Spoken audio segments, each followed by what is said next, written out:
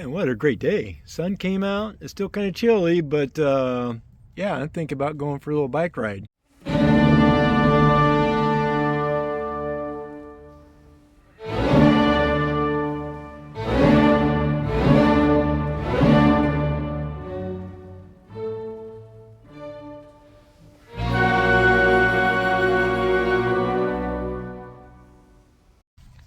Yeah, there it is. There's my Salsa Fargo. I bought it primarily for trails and roads and paths that aren't paved. The front fork from the factory is carbon fiber, which if you're going over gravel, the ridges and gravel roads, rocks, bumps, and hills, but the carbon fiber just helps absorb those vibrations of those bumps.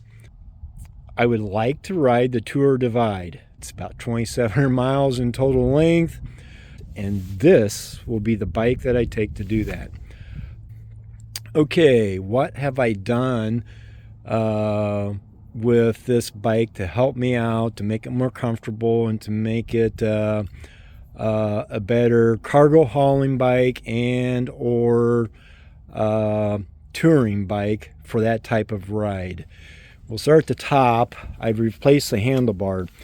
It came with a Salsa cow chipper handlebar, and the Salsa cow chipper had a really tight radius right here, and this part of the extension of the drop was, and by the way, this is a drop bar bike. I like drops. If I'm riding into a headwind, I'm going to put my hands on the bottom of the handlebars and be in a more aerodynamic tuck.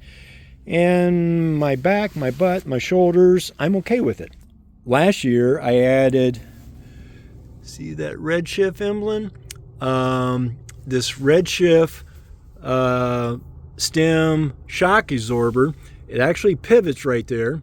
It's got some rubber bushings in there. Yeah, that has really helped out my my arms and shoulders as I'm going over a gravel road with a bunch of berms in there and vibrations between the carbon fiber fork, and that really soften up the ride on the front end. Let me see. Also on the top, I don't like to wear padded bike shorts. And with this leather seat, yeah, I can get by with it. And yeah, the biggest reason why I went to this type of seat is I don't need to wear padded bike shorts. Last summer, underneath the seat, I added, see that Redshift name again? This pivots right here. I think it has maybe 2 inches of travel. Super pleased with that. The big thing I did over the winter was I replaced my factory gearing from front to back. The first thing I did was, originally from the factory, it came with a 32 tooth front sprocket, and I'm now running a 30 tooth front sprocket. This actually slows me down, but it helps me going up hills.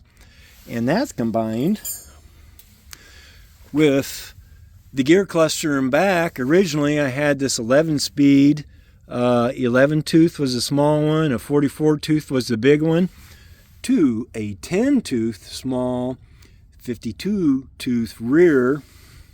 Huge size difference. My camera isn't picking it up, the difference in there.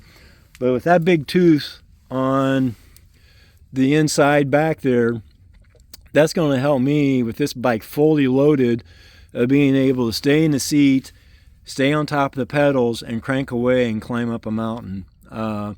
Super pumped for that.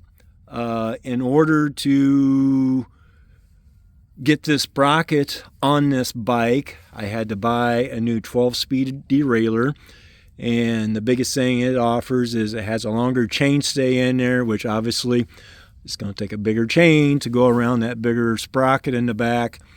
But yeah, I added that. And then one other thing I had to change was up front. This is an SRAM derailleur system. Originally, this was 11-speed. The little spline shift mechanism in there was designed for 11 gears, and I had to replace that with a, I procrastinated a lot as far as tearing apart this shifter in there to install it, because it wasn't a factory item, but the only way things were going to work back there was if I changed this up here. I did it, and it's worked out fine. So yeah, I have a 12-speed. Yeah, this extra gearing will help me make those, will help me out on those steep climbs, empty or fully loaded.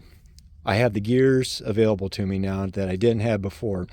Another thing I did real quick is I've always used oil on my chain, and this wax won't attract that dust. So I still need to re-wax it. It still needs maintenance, but it should be a lot cleaner, and my chain should last a lot longer.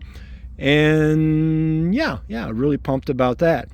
Another thing I added, as you can see with the shiny yellow name Maxxis tires, I went with the tubeless, and I went with the size down. Ever since I've had this bike, I've gone through, this is my third set of tires on it. I've always ran knobbies, and I've always ran 3-inch wide knobbies.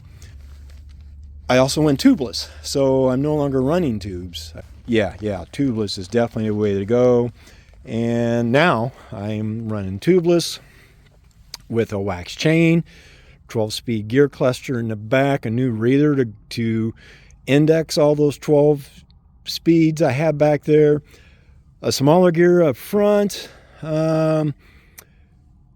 got some suspension in the seat, suspension in the stem, and I have a rebuilt shifter up front. Yeah, sounds like a lot. I guess it was a lot. If you got any questions, give me a comment. I'll get back with you. And meanwhile, like and subscribe to the channel. I appreciate it. Thanks a lot. Yeah, those are Crocs. Hey, thanks for watching. Like and subscribe, and let me know what you think. We'll catch you later. Grateful.